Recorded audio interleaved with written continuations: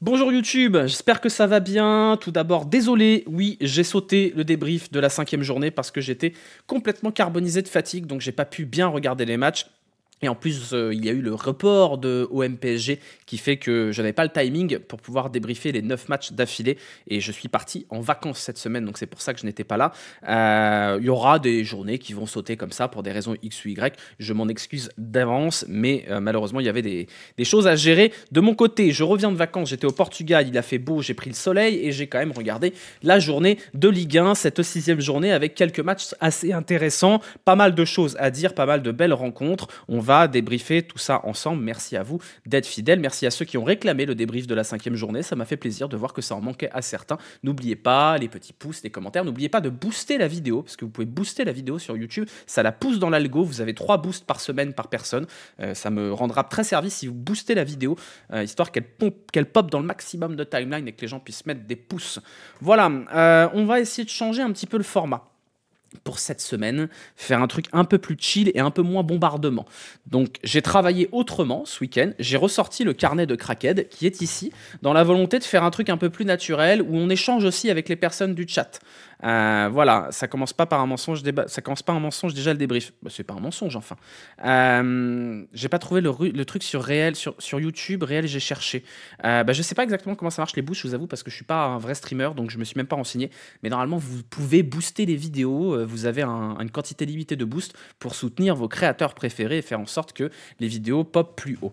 9 matchs du coup cette semaine, contrairement à la semaine dernière où on en avait que 8 avant la défaite du Paris Saint-Germain contre l'Olympique de Marseille, défaite qui nous permet de retasser un petit peu les lignes en tête du classement, vous allez le voir, puisque tout le monde est désormais à quasi-égalité devant et l'OL est co-leader, puisque oui, si vous n'avez pas dormi ce week-end, vous savez que l'Olympique Lyonnais a encore gagné le foot.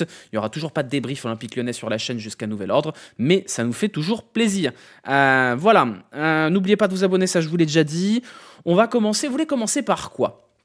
Vous voulez commencer par quoi? Est-ce qu'on commencerait pas quand même par Strasbourg-Marseille? Déjà, on va commencer par un truc très simple. Je vais vous montrer les résultats de la journée. On va faire une petite remise en vue de tout ça. On a donc commencé par cette victoire de l'Olympique de Marseille à Strasbourg dans les arrêts de jeu avec un but de Murillo sur une tête de vase repoussée par la barre. Un match qui avait plutôt bien commencé. L'OM a dominé de manière générale cette rencontre et a su arracher la victoire, une victoire précieuse contre un concurrent direct, puisque Strasbourg fait quand même partie du wagon des concurrents à l'Europe et l'OM fait partie des concurrents à la Ligue des Champions. Derrière, on a eu la grosse déconvenue de ce week-end, c'est la défaite de Monaco contre Lorient. Lorient qui enregistre sa 2e victoire, toujours en supériorité numérique. Grosse déconvenue de Monaco, qui donc a subi une exclusion par Thilo Kehrer, 2 cartons jaunes complètement cons, on en parlera un peu plus tard. Et une victoire pour Lorient qui va leur faire beaucoup de bien dans la course au maintien. Et une défaite pour Monaco. Monaco, on avait dit depuis le début des débriefs Ligue 1 que c'est très limite. C'est très limite, notamment au milieu de terrain. Ça n'a pas volé, puisqu'en plus, ils viennent de perdre Lamine Camara pour 2 mois, donc leur milieu titulaire. Et capoute. Voilà. Tu veux pas faire un petit détour par le Classico? Non, parce que je ne l'ai pas vu. J'étais dans l'avion, donc je ne l'ai pas vu. Fait dans l'ordre comme ça, pas de prise de tête.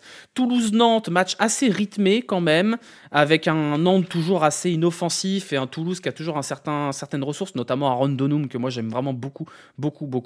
PSG Auxerre, c'est pas très intéressant le Paris Saint-Germain, 2 buts sur corner. Paris, défaite à Marseille. Match piano en gestion contre le Paris Saint-Germain, une quantité terrible de blessés. Il y a le Barça qui arrive. Attention, le match coup près pour le Paris Saint-Germain. Bon, en attendant, ça fait toujours 15 puntos, c'est la tête du championnat. Mais on n'est plus sur le PSG foufou de la fin de saison dernière. Hâte de les jouer le PSG. Attention quand même. Là, c'est le bon moment pour les jouer le PSG. C'est le bon moment. Nice-Paris FC, pour le coup, c'est vraiment un match que j'ai regardé d'un œil avec un résumé, mais vraiment, même le résumé, je l'ai regardé d'un œil. Un match où Nice s'est encore sabordé comme des grands. Ils ont fait une bonne première mi-temps, puis après, ils se sont écroulés. Interruption de match, égalisation méritée pour le Paris FC.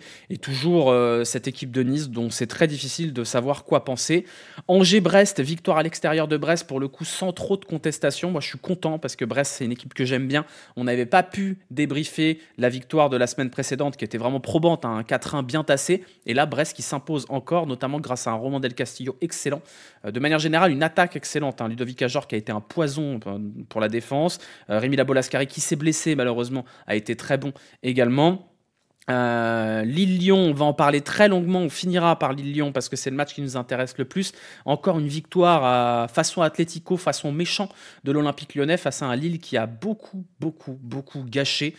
Est-ce que c'est un hold-up? Oui et non, puisque l'Olympique Lyonnais a pas volé sa victoire. Maintenant, c'est sûr que Lille peut avoir d'énormes regrets, à la fois de ne pas avoir marqué des buts tout faits et en même temps de s'être fait prendre au jeu de cet Olympique Lyonnais casseur de jambes, méchant et vicieux. Il en faut, et c'est quand même plus sympa d'être supporter d'une équipe comme ça que de l'affronter. Et les 2 derniers matchs de ce week-end ont été assez laborieux. Metz-Le Havre 0-0, mais relativement rythmé. Et la grosse déconvenue de Rennes qui a joué en supériorité numérique tout le match, expulsion à la première minute de Jonathan Gradit, et qui a pourtant été moins bon que Lens, qui n'aurait pas volé une petite victoire du côté du Roazhon Park. Voilà pour le coup d'œil global sur les résultats de cette J6, ce qui nous donne au classement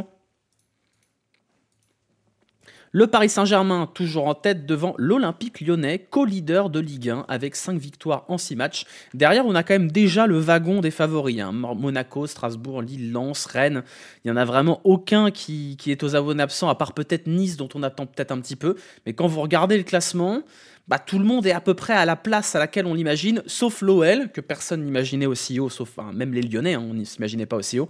Nantes, qui est un peu bas, à la fois par rapport aux attentes, mais surtout par rapport à la production nantaise. 16e place, c'est pas terrible pour Nantes par rapport à ce qu'ils produisent. Moi, j'aurais aimé aussi voir Auxerre un peu plus haut, parce que je trouve que c'est une belle équipe. Lorient est peut-être un peu plus haut que ce qu'ils méritent, mais ils ont eu des circonstances favorables, avec les 2 cartons rouges pour Rennes et l'exclusion de côté Monaco. Et Nice, grosse déception de la part de Nice, 12e. Et vraiment, pour l'instant, on cherche toujours le match référence du côté de l'OGC Nice. C'est loin d'être rodé, Nantes encore. Mais on va en parler parce que moi, Nantes, c'est une équipe qui m'intéresse particulièrement parce que je trouve qu'il y a quelque chose d'intéressant dans cette équipe, mais il manque un peu de calcium. Vous voyez ce que je veux dire? Je comprends pas, je vois pas Bordeaux dans le classement. C'est normal. C'est parce que Bordeaux, ils sont en 4e division. Peut-être un jour, les reverrons-nous. En attendant, on souhaite bon courage à tous nos amis bordelais qui subissent Gérard Lopez. Et on souhaite bon courage également aux créanciers de Gérard Lopez qui doivent souffrir également au moins autant que les supporters bordelais. De quoi on va parler en premier? On va parler de Strasbourg-Marseille. Strasbourg-Marseille, qui est un match où déjà, en fait, il y a beaucoup de turnover du côté de Strasbourg. J'ai du mal à comprendre. Enfin, si, on comprend, c'est la multipropriété. On sait, malheureusement, il y a eu des gros problèmes avec les supporters strasbourgeois et la direction, notamment suite à la banderole contre Emega, qui a signé à Chelsea et qui a posé avec le maillot de Chelsea, alors qu'il revient à Strasbourg derrière. Et on voit bien, malheureusement, que Strasbourg, on touche les limites de ce club qui est, avant d'être un club de foot qui vise à aller haut dans l'échelon sportif, est un faire-valoir de joueurs prêtés par Chelsea. Je prends en exemple Kendry Paez, que j'ai pas trouvé très bon. Encore du turnover. Panicelli est sur le banc, je comprends pas trop pourquoi. Quelle heure est... Ouais, voilà, le sketch dans les tribunes de Strasbourg, ça peut péter très vite, ouais. J'ai vu un tweet, je crois que c'est Sofiane ou Zach, un des deux, qui a tweeté, qui a dit chapeau aux supporters strasbourgeois qui attendent pas que ça commence à mal se passer pour crier contre la multipropriété. Et moi, j'aimerais qu'on leur rende un peu hommage là-dessus, parce que c'est vrai que les Strasbourgeois, ils mangent plutôt Gucci depuis plusieurs saisons, depuis l'arrivée de Bluco, mais ils ne se font pas forcément avoir par les paillettes, parce que viendra un jour où Strasbourg fera une mauvaise saison, et le jour où Strasbourg fera une mauvaise saison, ça restera un faire-valoir de Chelsea. Donc c'est bien, c'est cool d'avoir des Valentin Barco, d'avoir des Ouattara, d'avoir des Doucouré, d'avoir des Mamadou Sarr, mais on peut pas compter dessus sur le long terme, ça reste un faire-valoir. Donc là, pourquoi je vous dis ça? Bon, là, il y a une défaite contre Marseille, même s'ils ont été plutôt bons je veux dire, ça aurait pu tourner autrement, ce match-là. Mais on voit qu'il y a un turnover qui est quand même assez absurde. À se demander même si Liam Rosenior, il a le droit de mettre des joueurs ou pas. Et moi, ça me gêne un petit peu, de manière générale. Ça met, oui, des Ouattara, je veux dire, qui partent pas encore. Ouattara est formé au club, effectivement, c'est un très mauvais exemple. Quelques problèmes d'arbitrage également. On va pas s'éterniser là-dessus parce qu'on va beaucoup en parler, notamment sur les déclarations d'Olivier Létang, qui, à mon sens, le timing est pas bon, mais ce qu'il dit est bien, et je pense que c'est la bonne manière d'aborder des problèmes d'arbitrage. Voilà. Souleymane Diawara qui dit qu'il voit pas de problème avec ça. Les gens qui ne voient pas de problème avec la multipropriété à Strasbourg, je pense qu'ils aiment pas trop le football, en fait. On peut pas se satisfaire de la multipropriété. On peut pas se satisfaire qu'un club historique comme Strasbourg, qui est quand même un des clubs les plus marquants du championnat de France de football appartiennent à un club supérieur financièrement. C'est pas bien. Ça veut dire qu'il y a une toile de plomb, une chape de plomb au-dessus de Strasbourg qui fait que le club ne pourra jamais aller plus haut que le niveau auquel il est autorisé par son club papa. Et on imagine bien que si demain Strasbourg va aller en Ligue des Champions et que Chelsea y est, ça pose souci. Et c'est pas Strasbourg qui va gagner. Donc moi aussi je la trouve cool, l'équipe de Strasbourg. Moi aussi j'aime beaucoup les joueurs qu'il y a à Strasbourg. J'adore Valentin Barco, j'adore Panicelli, je trouve que c'est des joueurs super. Mais c'est pas le football qu'on doit aimer. On se doit d'être solidaire avec les Strasbourgeois quand bien même on trouve le projet Football Manager rigolo. Strasbourg, c'est une équipe légendaire du championnat de France, et plus le temps passe, plus on va avancer, plus on va détricoter ce qui fait le RC Strasbourg, son identité, ses tribunes, ses supporters, pour en faire une coquille vide et en faire valoir une équipe U23. Donc il faut se battre contre ça, comme nous, Lyonnais, on a dénoncé la multipropriété quand elle était chez nous, parce que à terme, c'est l'identité des clubs qui est menacée. Voilà. Autre mot pour définir cette équipe, vassale. Ouais, c'est ça, et ça peut pas être bon pour un club sur le long terme. Parce que qu'est-ce qui se passe, les équipes comme ça? Regardez Girone, c'est bien, hein, ils ont fait un beau classement, ils sont allés en Ligue des Champions. Qu'est-ce que c'est Girone aujourd'hui? Girona, pardon, Girone, pas Girone. C'est de la merde. Parce qu'à un moment donné, les clubs parents, ils en ont rien à foutre de la santé du club vassal. Et regardez Lorient avec Barnemousse, ils en tirent rien du tout. Regardez ce qui s'est passé avec Sochaux il y a quelques années, quand ils étaient club satellite de l'espèce de galaxie avec Alaves et compagnie, ça n'a pas réussi. Donc ne vous faites pas avoir par les paillettes du côté de Strasbourg là-dessus. Oui, regardez Troyes. Troyes, ils ont quand même eu Savigno chez eux. Hein. Savigno. Ils ont servi de transit avec Savigno. Regardez Molenbeek, ça leur a pas fait du bien d'être dans la multipropriété. Donc voilà, c'est marrant d'être attaché à l'identité d'un club, mais pas à l'identité d'un pays. Bon, ça, c'est le principe du football. Faut pas regarder que le négatif non plus. Le positif, il est clair. Le positif, c'est que Strasbourg, aujourd'hui, joue la Coupe d'Europe. Donc, on peut pas enlever le fait que, oui, Strasbourg, aujourd'hui, joue la Coupe d'Europe, et c'est probablement grâce à l'argent de Chelsea. Mais c'est un peu vendre son âme au diable, tout simplement. Voilà, c'est un peu vendre son âme au diable. Le résumé de ce match, globalement un match où l'OM a eu plus d'occasions, même si Strasbourg a été très dangereux, notamment en contre, avec l'ouverture du score de Ouattara entré à la mi-temps justement à la place de Kendry Pez. Encore une glissade de Balerdi, vous allez dire que je m'acharne sur Balerdi, parce qu'en vrai il fait pas un si mauvais match que ça sur la globalité de la rencontre, mais bon, ça fait quand même beaucoup de buts où il a un rôle, Balerdi. Comme d'habitude assez irrégulier, il fait pas un mauvais match sur la totalité, mais il glisse sur le but. Alors est-ce que sans la glissade ça empêche le but? Je sais pas. De l'autre côté, on a l'égalisation d'Aubameyang en 2 temps sur Penders qui est pas encore top sur ce coup-là. Penders, c'est pas encore la folie. Aubameyang qui est quand même en train de prendre le dessus sur Guiri. Guiri a encore un match très très très laborieux. Pas mauvais dans le jeu en première période, mais alors, oh là là, qu'est-ce que ça croque, Guiri. Mais Guiri fait un peu la même chose que ce qu'il a fait dans ses anciens clubs. C'est-à-dire qu'il arrive, il pète tout, et après ça tombe en température terriblement. Guiri, les 6 premiers mois qu'il fait à l'OM, on fait oh là là, c'est quelque chose quand même. Et là, on voit que c'est pas suffisant, quoi. C'est pas suffisant. Aguerd doit prendre rouge en deuxième, je comprends pas trop l'arbitrage. Voilà. Les Marseillais vous diront qu'il y a rien. C'est... Encore une fois, il y a des choses qu'on comprend pas trop dans ce championnat sur l'arbitrage. Il y a d'autres matchs où c'est le cas. Il y a d'autres matchs ce week-end où c'est le cas, où il y a des décisions qu'on comprend pas trop. Voilà, comme le penalty de Monaco, je vous avoue que je comprends pas pourquoi il y a penalty pour Monaco. Alors ça change rien au résultat final, mais le ballon rebondit sur un pied puis une main, comme la situation de Maitland-Niles contre Lille. Et puis bon, on comprend pas. Voilà, bon, écoutez, on comprend pas. Après, qui est au sifflet à Monaco? Rudy Buquet. Voilà, une énorme saucisse contre Lyon, mais il arbitre, il continue à arbitrer n'importe comment. Voilà, c'est la Ligue 1 après tout. Qu'est-ce que j'ai noté du côté de Strasbourg-Marseille? Il y a un joueur que j'adore, mais je vous en ai déjà parlé, c'est Valentin Barco. Valentin Barco, c'était un des meilleurs arrière-gauche du championnat l'an dernier. Maintenant, c'est un des meilleurs milieux du championnat. Puis en plus, Valentin Barco, il a le côté tagliafiquesque du vice. C'est vraiment un vicelard. Il a 20 piges, c'est un gros vicelard. C'est vraiment le genre de joueur, j'ai pas envie de l'avoir en face de moi. Il a tout pour réussir, ce mec-là. Malheureusement pour Strasbourg, il va pas rester longtemps. Malheureusement pour Strasbourg, l'an prochain, il est à Chelsea, ils le reverront plus jamais. Mais alors, Valentin Barco, oh là là, c'est vraiment... J'en ai déjà parlé. Il y a tout dans ce joueur que j'aime, moi. Tout. Il y a la finesse technique, il y a le vice, il y a l'impact, il y a le côté bourrin. J'ai l'impression de voir Tagliafico au milieu de terrain, en gros. Augsberg-Kata, bah moi j'aime pas trop Augsberg. Je suis pas très fan. Je suis pas très fan du joueur. Je trouve qu'il y a des meilleurs défenseurs du côté de Strasbourg d'ailleurs que lui. Mais bon, ils ont été achetés. Il faut les valoriser ces joueurs-là. Donc vous voyez, c'est un peu l'exemple. Est-ce que Augsberg va sortir un jour du 11? Je sais pas, on verra. Mais voilà, oui, Natacha Polony, exactement. Un Argentin quoi? Ouais, mais un Argentin avec le vice. Il y a des Argentins qui n'ont pas forcément autant de vice que lui. Donc j'ai vraiment l'impression d'avoir le Rigène de Tagliafico en roue. Il est arbitre, il tombe, il prend la balle avec ses mains et du coup faute. Non mais c'est ça le vice. C'est ça la pression sur l'arbitrage. Et qu'un mec de son âge soit capable de faire ce genre de petit move de saleté, je trouve ça à la fois insupportable et en même temps, faut s'incliner, c'est tout. Faut s'incliner. Passer de Petrovic à Penders, ça pique. Ouais. Mais voyez, ça fait partie du jeu. Ça fait partie du jeu de la multipropriété. Bah ouais, t'avais Petrovic, c'était un super gardien. C'était probablement, c'était le joueur de la saison des supporters, si je dis pas de bêtises, Petrovic. Hein. Et là, tu te retrouves à devoir valoriser un jeune gardien qui est pas encore au niveau. Hein. Je mets pas trop de doute sur le fait que Penders arrivera un jour à un bon niveau. Mais comme il n'est pas prêt pour jouer à Chelsea, tu le donnes à ton club parent en attendant qu'il vale des thunes pour soit être titulaire, soit être vendu. Donc je pense que Strasbourg souffre à certains égards de ce jeu de multipropriété. Parce que Penders, Petrovic, il y a quand même... sans multipropriété, Petrovic serait peut-être resté à Strasbourg. Peut-être, ou alors il aurait été vendu plus cher. Je ne sais pas. Il y a du Verratti dans Barco, il faut juste espérer une meilleure suite. Ouais, je suis d'accord. Il y a un mélange de Tagliafico et de Verratti dans Valentin Barco. Le profil un petit peu tête d'ange, tête de petit con, relativement frêle, mais quand même très dans l'impact. Moi, c'est vraiment un joueur que j'aime beaucoup.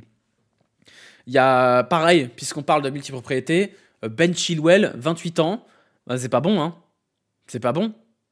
Qu'est-ce qu'il fout là? On ne sait pas. Il n'y a pas de plus-value à avoir Ben Chilwell dans l'équipe de Strasbourg. Voilà, donc je suis un peu tristoun, on va dire, que Strasbourg se retrouve un peu baladé de tous les côtés dans la multipropriété et que certains ne voient pas le problème avec ça, quoi. À Chilwell, je pense qu'il sait pas ce qu'il fout là. On lui a dit, tiens, il est arrivé un jour au centre d'entraînement de Chelsea. On lui a dit, tiens, c'est quoi? C'est des billets pour Strasbourg-Ensheim. Mais qu'est-ce que je vais faire à Strasbourg? Tu vas jouer au RC Strasbourg. Hein? Quoi? Voilà, c'est... Tu perds l'identité, tous les clubs sont détenus par des financiers. Ah, mais moi, je suis d'accord avec vous sur le fait que le concept d'identité dans le football, de toute façon, se perd, mais pas qu'en France. Hein. Regardez, en Première Ligue, il n'y a pas beaucoup de propriétaires anglais. Et en France, il y en a de moins en moins. Maintenant, il y a identité et indépendance. Vous avez des clubs qui sont possédés, par exemple, par des Américains, par un Américain, comme Marseille. Mais Marseille est indépendant. Marseille ne doit rien à un club autre, même le PSG dans l'absolu. Donc peut-être qu'il faut changer les règles de la Ligue 1 pour imposer des joueurs formés, formés au club ou des choses un peu comme en Ligue des Champions. Vous avez des championnats où c'est le cas. Vous allez par exemple en Suède, il faut 9 Suédois sur la feuille de match. Vous allez, y a pas trop nous on a juste des règles sur les étrangers hors UE.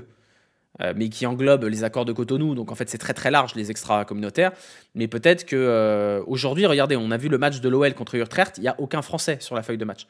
Est-ce que c'est normal? Est-ce que c'est bien? Je sais pas honnêtement. Je sais pas.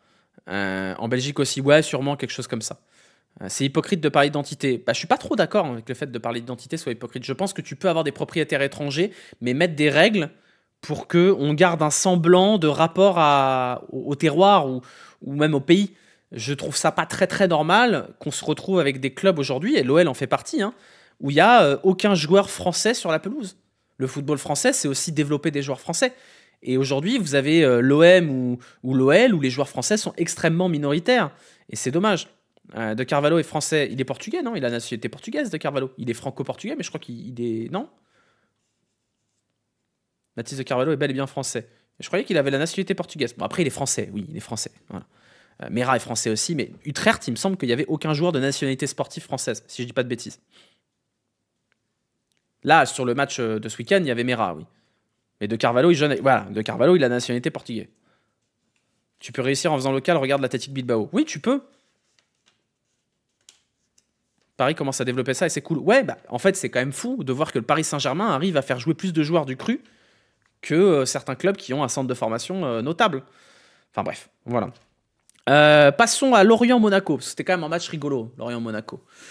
Lorient-Monaco, on se retrouve déjà avec un AS Monaco qui a, sur la feuille de match, vous n'avez pas Camara, blessé 2 mois. Vous n'avez pas Zakaria, qui est déjà blessé depuis quelques temps, pendant 2 mois. Vous n'avez pas Golovin, vous n'avez pas Akliouche. Bon, ça commence à faire léger déjà. Hein. Mais déjà, on avait dit, dans les débriefs précédents, je pense que vous vous souvenez, quand on avait fait les mercatos et quand on avait commencé à commenter les premiers matchs de Monaco, on avait dit, c'est un des meilleurs effectifs de Ligue 1 sur le papier, mais attention, parce qu'ils ont vendu derrière Singo, qui était leur meilleur défenseur, et ça se voit, parce que Eric d'ailleurs, c'est sacrément naze. Et au milieu de terrain, on a dit, d'accord, bon, t'as pris Pogba, tu sais pas si Pogba reviendra un jour au foot, mais t'avais Zakaria Kamara, et derrière, t'as pas grand-chose. Et ce pas grand-chose, il y a encore un blessé. Et ben moi, je suis inquiet pour Monaco. Parce que depuis le début de la saison, je trouve que Monaco, c'est très très léger. Ils ont un bon match depuis le début de la saison, Monaco. Hein. Un seul, c'est contre Le Havre. C'est le premier match de la saison. Tout le reste, ça a été soit très laborieux, soit catastrophique. Contre Bruges, ils ont été absolument lamentables. Contre Strasbourg, ils n'ont pas été bons. Là, ils ont été dégueulasses contre Lorient. Alors, ils ne sont pas aidés parce que Thilo Kehrer, il décide d'être complètement débile et de prendre 2 jaunes qui sont complètement évitables. Je vous invite à regarder le 2e jaune que prend Kehrer. C'est une faute complètement bête, alors qu'il y a un coéquipier qui est juste à côté. Le mec n'est pas dangereux et il va prendre son 2e jaune. Donc, l'AS Monaco se retrouve en infériorité numérique, alors que la première mi-temps était relativement équilibrée. Puis après, Lorient déroule. Alors, Lorient, je ne m'attendais pas à ce qu'il déroule. Hein, parce que Lorient, à 11 contre 9 contre Rennes, ils ont été dégueulasses. Mais là, voilà, hein. 1-0 centre qui vient de la gauche, repris par Bamba. Et alors après, vous avez le festival Pablo Pagis. Vraiment, si vous n'avez pas vu les buts, allez regarder le résumé de Lorient-Monaco. Pablo Pagis, premier but, petite chevauchée dans la défense. Bon là, ok, bravo Pablo Pagis, c'est un bon joueur. Bravo, il a repris les pieds de papa, c'est cool. Regardez le comportement d'Eric Dier sur le but de Pagis, le 2e. Oh là là, la charrette. Hein. On comprend mieux pourquoi il est à Monaco et puis au Bayern de Munich. Hein. Oh là là, la catastrophe. Le mec, il se retourne comme un camion poubelle dans FIFA, quoi. C'est une catastrophe. Et le 3e but de Pablo Pagis, il est fabuleux. On dirait son papa. On dirait son papa. Vous n'êtes pas forcément jeune ici. Vous n'avez peut-être pas forcément connu Michael Pagis, avec son surnom Pagistral. Michael Pagis, c'était un joueur frisson. C'était pas le meilleur attaquant de la planète, mais il mettait des golassos tout le temps. Et là, le fiston qui vient mettre une frappe enroulée à 20 mètres, là, c'est un magnifique but. Et alors, derrière, on a ce penalty pour Monaco. Alors, il est anecdotique. Il ne change pas le résultat, donc on pourrait dire, on s'en fout. Mais je vais vous dire, on s'en fout pas. Pourquoi ? Parce que j'essaye du mieux que je peux. Je n'ai pas l'objectivité absolue. Je n'ai pas le recul absolu sur la Ligue 1, puisque je supporte un club de Ligue 1 et que je suis chauvin. Mais puisqu'on a dit qu'on allait essayer d'être objectif sur l'arbitrage, on va parler des trucs qui se passent sur les autres terrains. Et je comprends pas le penalty sifflé pour Monaco. La règle qu'on nous a plus ou moins expliquée, c'est que quand le ballon rebondit sur une partie du corps puis touche la main derrière, il n'y a pas péno. C'est ce qu'on a vu d'ailleurs lors du match contre Lille, Lille-Lyon. Il y a un ballon qui rebondit sur le pied de Maitland Niles et qui touche sa main, qui n'est absolument pas dangereux le ballon, puisqu'il est déjà mort le ballon. Il a touché la main, il vient juste rebondir sur la main. Il n'y a pas péno sifflé. Pour moi, c'est normal. Mais du coup, pourquoi Rudy Buquet, hein, toujours lui, accessoirement, siffle cette main ? Ça n'a pas de sens. Oui, pardon, c'était Mata, c'était pas Maitland Niles. Ça n'a pas de sens. Et pourquoi la VAR vient pas annuler ça ? Donc, encore une fois, c'est pas grave, ça va pas changer le résultat du match, même si en vrai, si on veut vraiment pinailler, Lorient, il y a une possibilité pour qu'à la fin de la saison, ça se joue au goal average. Donc ce but encaissé, ça va peut-être un but qui va leur coûter les barrages, on ne sait pas.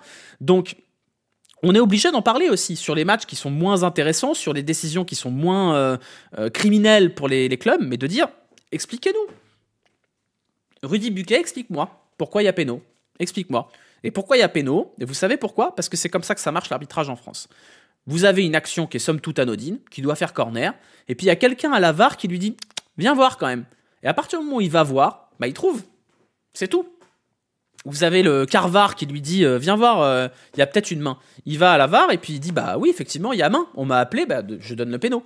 Mais la vérité, c'est que si c'est un bon arbitre, il va voir les images et il dit « Bah non, c'est pas une erreur manifeste ». C'est pas une erreur manifeste, c'est une main qui se siffle ou qui se siffle pas. En l'occurrence, elle n'est pas indiscutable, la main. Donc, si elle n'est pas indiscutable, c'est pas une erreur manifeste. Si c'est pas une erreur manifeste, on change pas la décision. C'est comme ça que devrait fonctionner la VAR. Or là, c'est un changement d'interprétation avec des images arrêtées.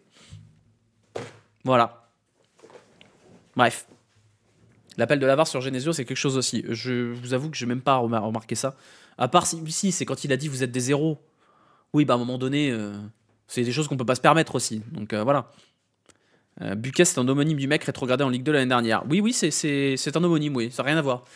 Non, mais on est quand même sur une performance désastreuse lors du match contre l'OL, et il n'y a pas de sanction. Il continue à arbitrer. Il n'y a pas de sanction. Et Frappard, c'était pareil, hein, catastrophique à la VAR, elle a arbitré Monaco la semaine précédente.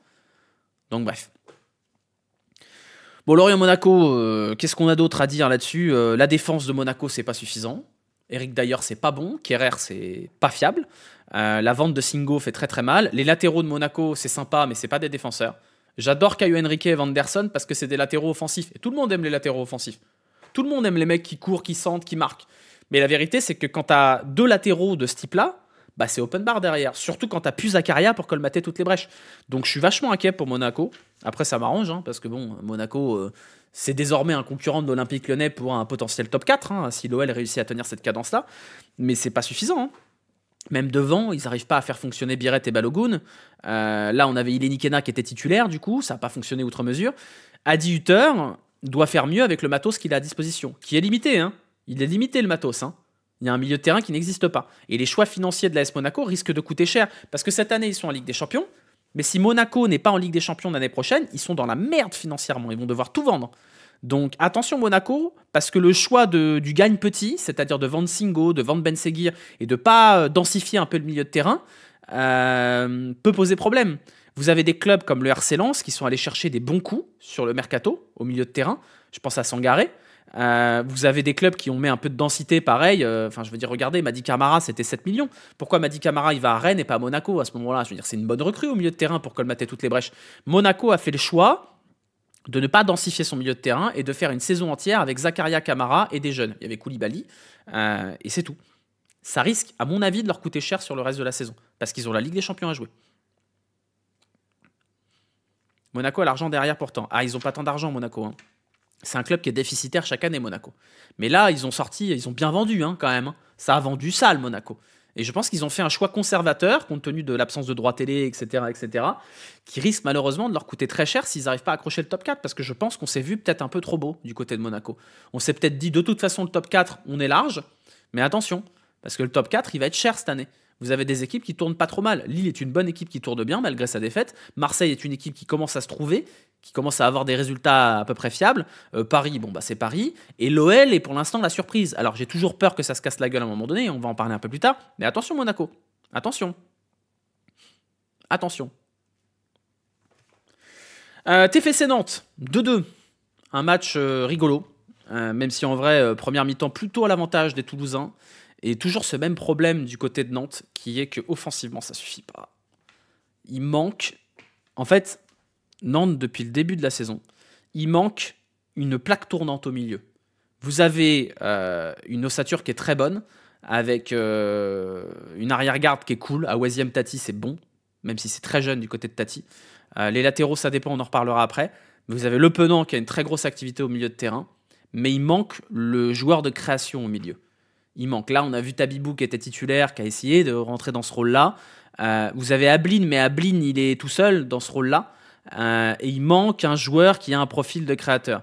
Le départ de Thierry Villa se fait ressentir. Ouais, et c'est dommage parce que c'est une équipe qui a des vrais arguments, des vrais bons petits joueurs en plus. Je trouve que Lado est un bon joueur, la recrue qu'ils ont eu en ailier, là, qui est buteur encore cette fois.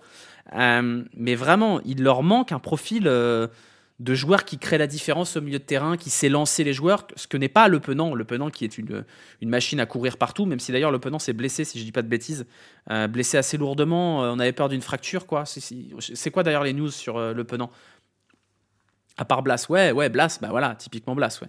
Le créateur, ce sera Tabibou, il a le profil. Ouais, bah on l'a vu, il a été lancé titulaire, c'est la première titularisation pour Tabibou, si je dis pas de bêtises. Pas de fracture, ouf, ça va. Contusion, bon c'est pas mal parce que moi j'ai eu très peur parce que pour le coup Le Penant est vraiment indispensable à cette équipe. Vous avez une bonne ossature du côté de Nantes, une très bonne ossature, clairement une bonne ossature d'une équipe qui doit pas être 16e de Ligue 1. Vous avez Anthony Lopez qui a encore fait un très gros match, bon il y a une sortie un peu zoombesque mais il y a un bon match d'Anthony Lopez. Ensuite vous avez une charnière centrale qui paradoxalement est très bonne avec Awaziem que j'attendais pas à ce niveau et Tati que j'attendais clairement pas à ce niveau non plus, il a 17 ans. Vous avez une bonne charnière centrale. Après vous avez des latéraux qui sont limités. Koza il a perdu sa place pour Leroux qui est un peu trimballé partout, lui Leroux. Il joue MOC, il joue MC, il joue DG. Et il a fait un très bon match, Leroux. De l'autre côté, vous avez Calvin Amian qui saccage le match avec un tac de débile qui donne le penalty pour Donum. Milieu de terrain, vous avez Le Penant qui est un bon joueur, un vrai bon joueur de foot, qui est parfaitement dans son élément dans ce club. Et devant, vous avez quand même Mathis Sabline et Michael Lado qui est pas dégueulasse d'ailleurs. Ça doit faire mieux. Ça doit faire mieux, Nantes. Et Luis Castro doit pouvoir faire mieux. Nantes, c'est 16e là. Hein. Alors oui, ils ont pas chaté, ils ont joué le PSG où ils ont une défaite honorable, ils ont joué Strasbourg où ils ont une défaite honorable aussi, mais les défaites honorables, ça reste des défaites à la fin. Il y a le 2-2 de la semaine précédente aussi. Nantes, ils doivent faire mieux avec le matos qu'ils ont. Ils ont des vrais bons joueurs et ça suffit pas. Le Penant avec la tête à endroit, Blanc l'avait tué mentalement. Ah bah le Penant, oui, oui, je pense que c'est pas que ça. Je pense que le sucre et le plouf l'avaient tué mentalement aussi. Ablin, bah, sur le premier but, vous l'avez peut-être pas vu, mais le premier but, c'est Ablin qui le fait tout seul. Ablin, il va falloir... On voit que c'est un joueur de qualité supérieure. Sur le premier but, ça se voit. À un moment donné, dès qu'il démarre, il se passe quelque chose. Le seul problème de cette équipe, c'est que vous avez Mostafa Mohamed, qui était normalement le joueur qui met 10 buts, et qui n'est pas Luis Castro compatible. Luis Castro n'a pas envie de mettre Mostafa Mohamed. Mostafa Mohamed a été nul depuis le début de la saison, à chaque fois qu'il a joué ou presque. Et il va falloir faire 100. Et malheureusement, faire 100, c'est compliqué. Alors là, vous avez une ossature avec Michael Lado, vous avez Mathis Ablin, vous avez des ailiers de l'autre côté, vous avez Guirassy, Benatab, même si Benatab a fait une très dégueulasse. Il y a de la qualité, mais ça manque de calcium encore. Il manque la magie dans cette équipe. Il y a une bonne ossature, c'est correct. Là, vous avez 2 buts sur 2 occasions, Nantes, grosso modo. Hein. Vous avez quelques occasions de plus, mais c'est réaliste. Ça manque de folie offensive. Il manque Comboiré. Ah ouais, alors, ce que j'ai noté, moi, c'est les entrées en jeu de Hong et de Benatab. Oh là. Benatab, on s'est un peu branlé dessus un peu vite, je pense. Hein. On l'a vu contre le PSG, on s'est dit oh là là, et tout, le dribbleur, le mélangeur et tout. Il va falloir retomber un petit peu parce que on est sur un joueur perte de balle. Vous voyez ce que je veux dire? C'était un qualificatif que j'avais donné pour Rachid Ghezal à l'Olympique Lyonnais. Le problème avec ce genre de joueurs, c'est qu'ils prennent en température très vite. Et quand ils ont le ballon, soit il se passe un truc cool, soit ils perdent la balle. Mais il n'y a pas d'entre-deux. C'est-à-dire qu'ils ne le rendent pas, le ballon. Et Benatab, il va falloir qu'il épure un petit peu son jeu. Parce que je pense qu'il a été un petit peu porté au nu trop vite. Et il s'enferme dans un stéréotype de joueur technique alors qu'il devrait participer au collectif. Donc voilà, c'est un peu dommage. Nantes, c'est trop léger cette année. Les mercatos sont cata. Bah, ils font avec leurs armes. Hein. Les mercato kata, c'est un peu la norme cette année en Ligue 1 parce que ça souffre de manière générale. Ça souffre de l'absence des droits télé, etc. etc. Hein. On va en parler après de Ghezal. On n'est pas encore sur le match de l'OL. Qu'est-ce que j'ai noté du côté de Toulouse? On avait Yang Bo, qui est un peu leur maître à jouer, qui avait été mis à l'écart. Parce qu'il a boudé, je crois, une connerie comme ça. Bon, il rentre en jeu à la mi-temps. But. C'est pareil. Toulouse, il y avait des choix au départ avec Emerson titulaire, Kamanzi qui était titulaire. Donc on n'avait pas Gbo, on n'avait pas Metali qui était plutôt pas mal, avec Sidibé qui a pris sa place. Bon, Yang Bo.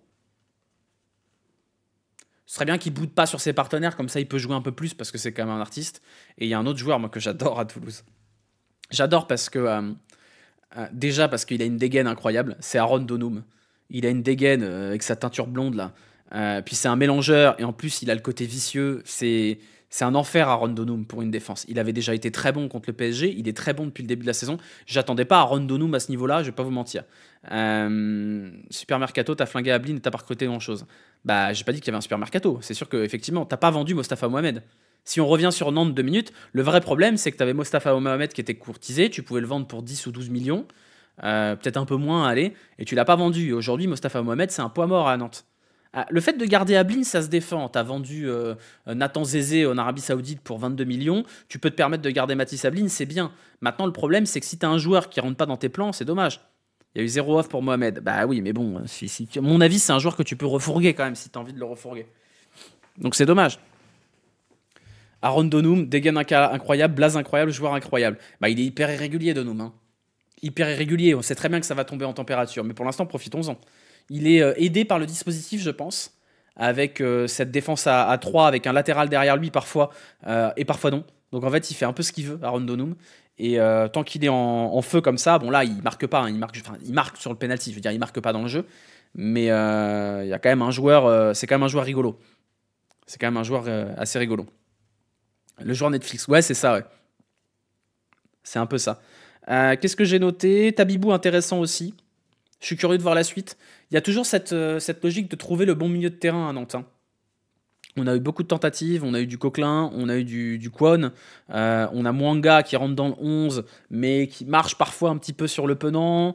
On n'a pas encore trouvé... Alors, on a trouvé la bonne charnière du côté de Nantes.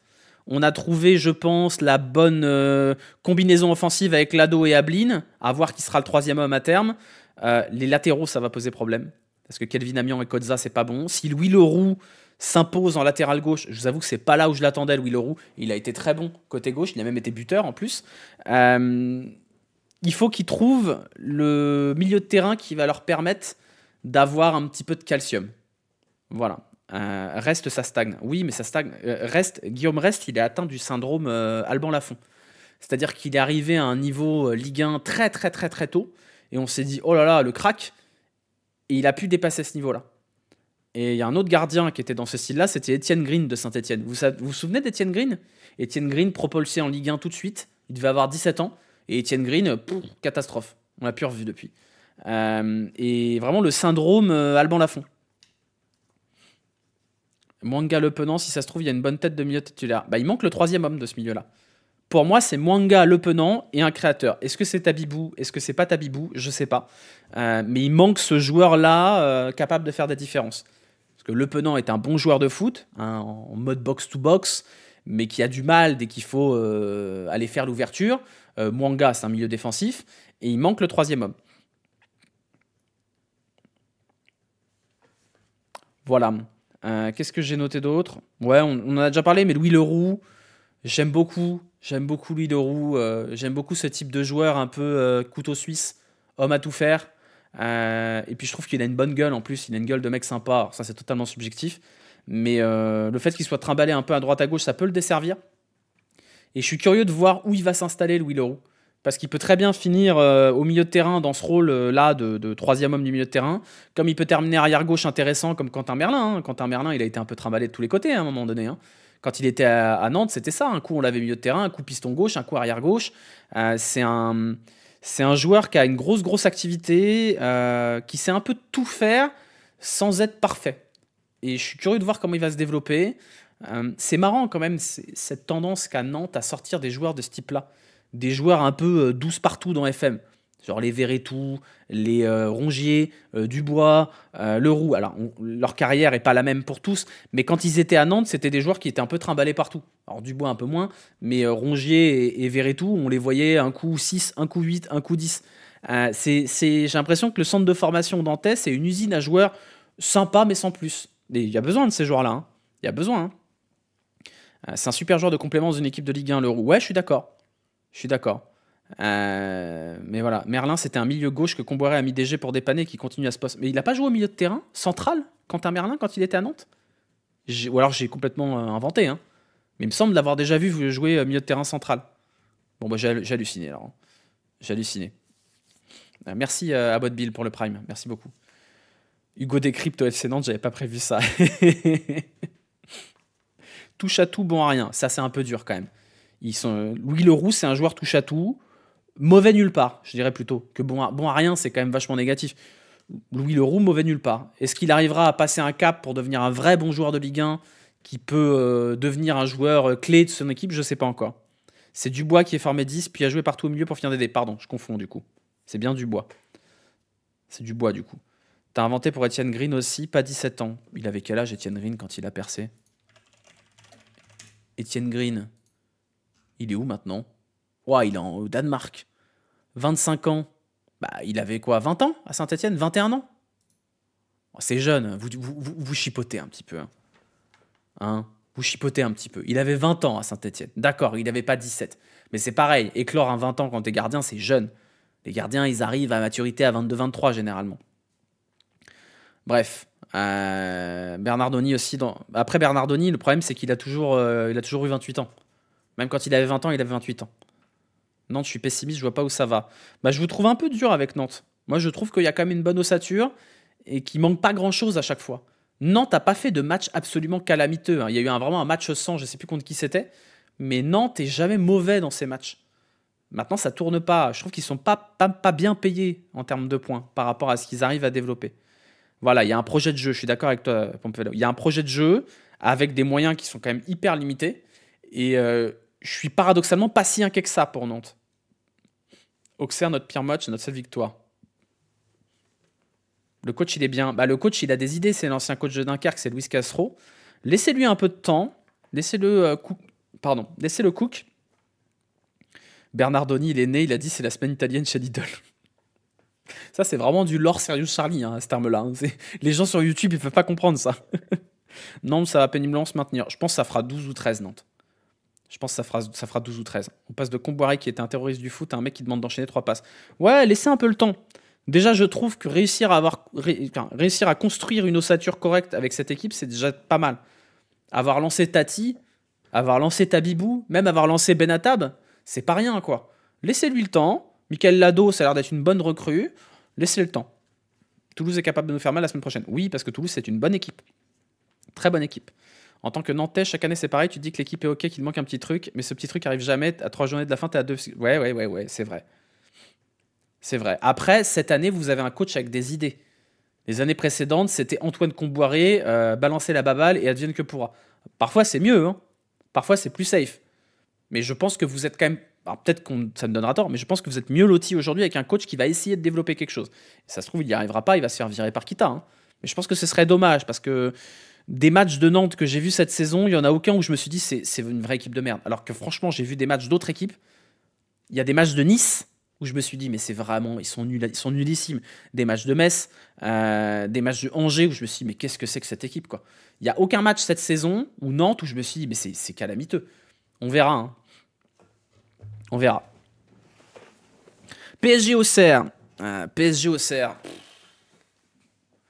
Je vais vous dire, les matchs que j'ai pas envie de voir le week-end, c'est les matchs de Metz, parce qu'à chaque fois c'est chiant, et c'est les matchs du PSG. J'ai l'impression que la Ligue 1, ils s'en foutent. Donc, comme d'hab, le PSG Auxerre, regardez en x3 avec un œil. Et pas grand-chose à dire. Auxerre s'est bien battu.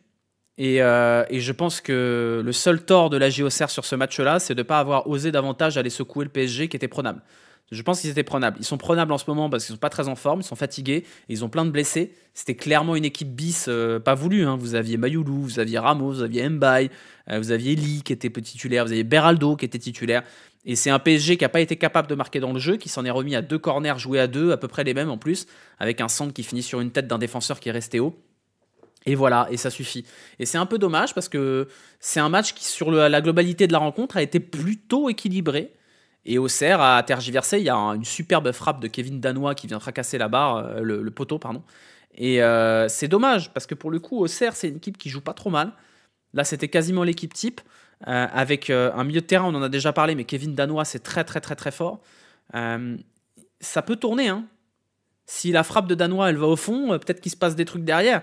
Et je pense que Auxerre s'est fait surprendre par une équipe du PSG qui n'était pas forcément dans son assiette après la défaite contre l'OM, avec les blessés, avec la fatigue.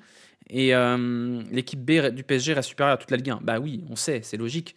Voilà, vous avez Beraldo, Zabarni, ça reste supérieur à 17 charnières centrales de Ligue 1. Vous avez, même les petits jeunes sont solides. Par contre, vous avez un joueur au PSG qui a coûté une couille, voire 2, voire 3. Ouah, Gonzalo Ramos, frère, si t'as pas envie de jouer, joue pas en fait. C'est catastrophique Gonzalo Ramos sur le match. C'est la honte, franchement c'est la honte. Je crois qu'il a, il a dû prendre une note salée. J'ai vu des notes salées partout, j'ai regardé un peu les notes à droite à gauche. Je suis assez triste pour la GIA, parce que c'est une équipe qui a 6 points, alors que c'est une équipe qui mériterait d'en avoir au moins 3 ou 4 de plus. Et alors, ils ont tergiversé sur certains matchs, ils n'ont pas eu de chance dans certains autres, notamment le match contre Nice. Mais il y a des arguments à Auxerre. Encore une fois, c'est le même argument que Nantes. C'est-à-dire qu'il y a peu de matchs de Auxerre cette saison, très peu de matchs de Auxerre où je me suis dit, oh là, ça va être très dur. Il y a vraiment une bonne base aussi, notamment au milieu de terrain où Kevin Danois et Owusu, c'est vraiment bon. Sinayoko, c'est un vrai bon joueur. Depuis que Casimir est sorti du 11, c'est mieux. Et pareil, je pense que ça va tourner pour Auxerre. Il y a de la qualité, il y a du jeu, il y a une volonté de jouer au foot.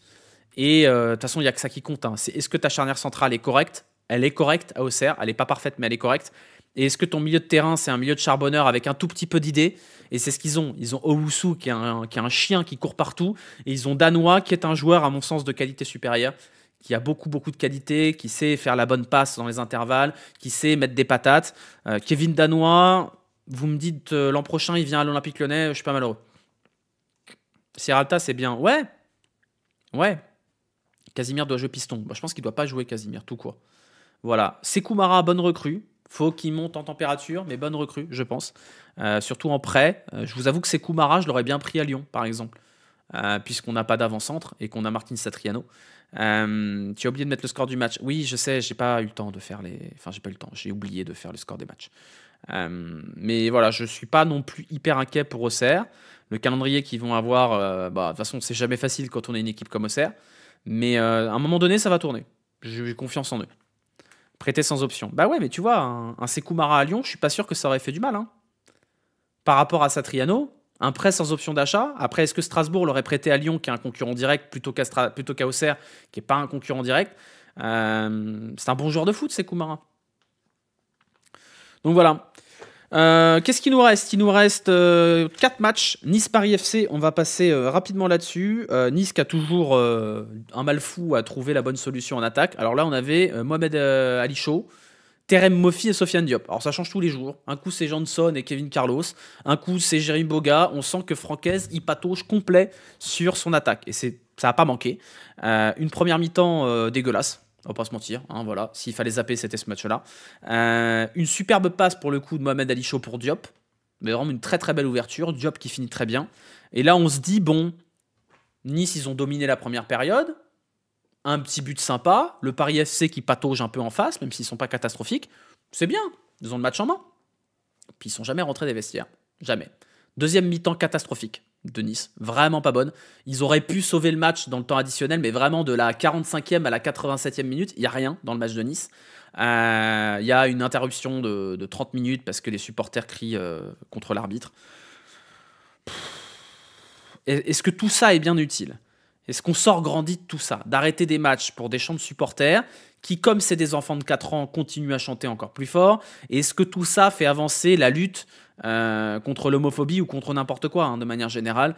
Je suis pas sûr. Voilà, je comprends pas trop cet entêtement, alors que je pense qu'il y a d'autres actions qui servent davantage contre la lutte contre les discriminations. Mais voilà. On va pas passer 1000 ans là-dedans. Égalisation du coup du Paris FC par Jean-Philippe Crasso sur penalty. Égalisation méritée parce que le Paris FC a fait un bon match. Le Paris FC est en train de se mettre en place. J'ai beaucoup critiqué Otavio, il a été plutôt bon. La ligne offensive pour le coup que j'aime bien a pas été bonne. C'est pas pour rien que c'est Crasso qui égalise sur penalty parce que tous les autres sont sortis. Le Paris FC, je pense, s'en sortira parce qu'il y a globalement des bons joueurs à chaque ligne, notamment un bon gardien. Cambadio, il est très très fort, il sauve encore le match, c'est vraiment un très très bon gardien.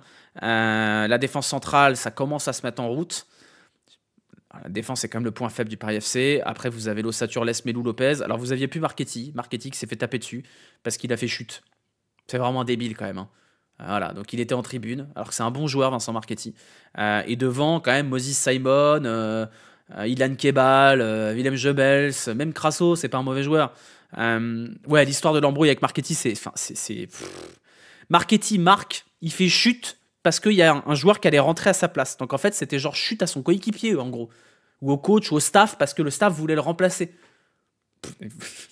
Faut être débile quand même. Faut être sacrément con. Voilà, ma tribune. Et il va perdre sa place. Enfin, frère, t'es en concurrence avec Pierre Lesmelou. T'as pas intérêt à faire le con quand même. Donc, match décevant de Nice. Dans la lignée de leur début de saison, qui est globalement décevant, avec des victoires à l'arrache, campagne européenne dégueulasse, mercato dégueulasse, Francaise, j'ai de la peine pour lui. Il y a eu un bon match quand même de Nice où on s'est dit finalement c'est peut-être pas si nul, puis finalement ça retombe comme un soufflet. Donc voilà, c'est dommage. Il y a des joueurs à Nice, Terem Moffi, j'y ai cru, la résurrection de Terem Moffi, mais j'y crois plus. Enfin, vous avez deux attaquants devant, c'est Terem Moffi et Kevin Carlos. Où est le football, quoi, hein, vraiment. Quand tu passes de Evan Guessant à Kevin Carlos, il y a un statement quand même. Hein. Il y a... C'est fou, là là, tu perds en foot, hein, quand même. Hein. Tu perds en foot. Hein. Ez a l'air perdu. Ouais, Ez, en plus, ils l'ont prolongé, Francaise. J'ai pas halluciné, ils l'ont prolongé, non? Il y a quelques semaines. Oh, le pauvre, hein, franchement, le pauvre. Le move est incompréhensible. Ah ouais, complet. Mais pour lui comme pour le club. Hein. Il y a un truc qui fonctionne pas avec Ez dans ce club. Et dans le deux sens. C'est-à-dire que je suis Franck Ez, je prolonge pas. Je cherche à trouver autre chose. Parce qu'il doit être malheureux, Franck Ez, dans ce club. Il a signé pour un projet et il voit que le club qu'il a quitté s'en sort beaucoup mieux. Enfin, je préfère avoir l'effectif de Lens que l'effectif de Nice. Hein. Donc vraiment un club de mort-vivant, Nice. Ça fait un peu de peine. Stade vide. Propriétaire absent, mercato de merde et résultat pourri. Enfin, c'est triste, Nice. C'est très très triste, franchement. C'est très triste. Même de manière générale, la Galaxy Ineos, c'est triste. Hein. Enfin, oh, on n'est pas là pour parler de Première Ligue, mais Manchester United. Oh. Courage, courage, mes amis supporters de Manchester United, parce que chaque année, vous vous dites, c'est la pire saison. Mais chaque année, c'est pire. Mais vraiment, enfin courage. Hein. Vraiment courage. Angers-Brest. Bon, un match un peu plus sympa quand même, Angers-Brest. Moi, je suis content. Parce que j'aime bien le stade brestois. Et j'étais triste en ce début de saison des performances du stade brestois qui étaient mal payées. Rappelez-vous du match nul contre Lille où Lille chatte. Et là, ça y est. Le stade brestois se met en route. Le stade brestois a retrouvé un peu de garniture, une solidité défensive avec Junior Diaz qui commence à s'imposer. C'était assez évident en début de saison quand on avait vu la prépa de Brest. On a voulu mettre le Cardinal, mais non, c'est Junior Diaz qu'il fallait mettre. Les latéraux reprennent un peu de saveur. Le milieu de terrain avec Chotard commence à prendre en température, même si on n'a toujours pas Lucas Touzard. Et devant, Del Castillo, ça fait 2 matchs que c'est Prime Messi. Ajorc est en train de devenir Harry Kane et on a Rémi Labolascari. Alors c'est drôle, pour la petite histoire pour ceux qui n'ont pas suivi, Labolascari, il était censé signer à Angers, il avait signé à Angers et la DNCG a annulé le transfert, ils n'avaient pas les sous Angers. Du coup, il a signé à Brest et évidemment, comme le foot est bien fait, bah, c'est lui qui marque. Mais voilà, je suis content pour Brest parce que enfin Brest montre le niveau d'une équipe de son statut aujourd'hui. Ils sont revenus du coup dans la première partie de tableau avec on retrouve les principes de jeu de Brest, c'est-à-dire un Ludovic Ajorc qui est un poison absolu pour la défense, en appui, là en pivot, mais quel enfer pour la défense, Ludovic Ajorc, un Del Castillo qui est brillant, le contrôle et la passe de Del Castillo sur le premier but, c'est fabuleux. Après, il met un petit penalty, donc c'est quand même une passe D, un but pour Del Castillo qui avait déjà été absolument brillantissime sur le match précédent où il gagne 4-1. Moi, c'est un joueur que j'adore, Del Castillo. Vraiment un joueur que j'adore. Le vrai bon joueur de Ligue 1. Vous voyez ce que je veux dire ? Je ne sais pas s'il ira un jour beaucoup plus haut, Romain Del Castillo, mais c'est le vrai bon joueur de Ligue 1. En plus, il est formé à Lyon. Mais ouais, moi j'aime bien Brest. C'est pas mon second club parce que je n'ai que l'OL dans le cœur, mais c'est un club que j'aime bien voir gagner, Brest. Et je suis content de voir que finalement ça va. Les recrues de fin de mercato sont intéressantes. J'attends de voir Lucas Touzard dans ce club-là, quand même. Même Maïeski a été bon. Maïeski, on l'avait pas vu pendant 3 matchs quand même, après son exclusion complètement débile. Là, il sort 2-3 parades intéressantes. Je suis un petit peu déçu par Kamori Doumbia, qui avait fait un début de saison complètement fou. Mais un peu Alain Traoré quand même, Kamori Doumbia. Toujours un petit peu... le problème de Kamori Doumbia, c'est qu'il y a 5 matchs dans la saison où ça va être le joueur de fou, voilà, le joueur de malade. Et le reste des matchs, bah, c'est un peu mi-figue, mi-raisin, quoi. Donc voilà, tu as des nouvelles concernant Eric Roy? Non, et je sais que la ligne directrice, c'est qu'il ne veut pas forcément en parler. Donc je pense qu'il faut respecter sa volonté de gérer ça tout seul. Il a l'air malade. Mais je pense que quand quelqu'un a décidé de ne pas parler de ces choses-là, bah, il faut respecter. Donc pas de curiosité malsaine. Laissons Eric Roy se remettre de ce qu'il a, parce qu'il n'a pas l'air en grande forme. Et j'espère pour lui qu'il s'en remettra, parce que c'est un chouette coach. Et de source sûre, c'est un chouette être humain aussi. Voilà. Là-dessus, je pense qu'il faut le laisser tranquille. Il y a des combats qui se font avec le soutien des autres, et il y a des combats qui se font seuls, avec la famille et les proches. Et s'il a décidé, Eric Roy, de mener ce combat tout seul et de ne pas en parler, bah, il faut le respecter. C'est tout. Voilà, je ne sais pas, hein, je n'ai pas d'infos sur ce qu'il a et c'est pas que ça m'intéresse pas, c'est juste qu'il faut respecter les choix des gens. Voilà. Angers, ça va être très limite. On avait dit en début de saison, sur les premiers matchs, que tant qu'ils avaient Esteban Le Paul, ça allait aller parce que Esteban Le Paul allait marquer 10 buts dans la saison. Esteban Le Paul est parti, on a Prosper Peter qui a pris sa place en pointe, qui a marqué directement, mais on voit que c'est pas une mauvaise équipe Angers. C'est une équipe qui a une ossature pas scandaleuse, c'est un truc que je dis souvent, mais c'est vrai que cette année en Ligue 1, il n'y a pas beaucoup d'équipes de merde. Il y a eu des saisons en Ligue 1 où il y a eu des équipes absolument calamiteuses. Et leur défense n'est pas scandaleuse, le milieu n'est pas si dégueulasse. Malheureusement, en attaque, c'est très très léger. Très très léger. Sheriff, Raouliza, Peter, Moulin, ça va être limite. J'ai peur que Angers n'ait pas le joueur qui leur met les 10 buts qui leur permettent de se maintenir. Donc ils ont quand même un capital point qui n'est pas scandaleux encore, mais je pense que ça ne va pas passer à cause de ça. C'est trop limite. Ouais, c'est trop limite, et puis tu sens qu'ils commencent à avoir peur, Angers. Je pense que c'est ça, ils avaient fait un début de saison assez encourageant, ça jouait bien au foot, ça tentait de bien jouer au foot. Puis je pense qu'il y a eu une bascule avec le match contre Lyon, paradoxalement, où ils ont mis le bus de ouf contre Lyon, et ça n'a pas tenu. Et là, c'est pareil contre Brest, ça a été très très laborieux, ils n'ont pas vraiment existé dans le match. Brest a été largement supérieur, et j'ai l'impression que Angers est rentré dans une logique de merde, on joue le maintien. Et j'ai peur que ça leur desserve sur le long terme. Et malheureusement, avec le FC Metz, on est vraiment...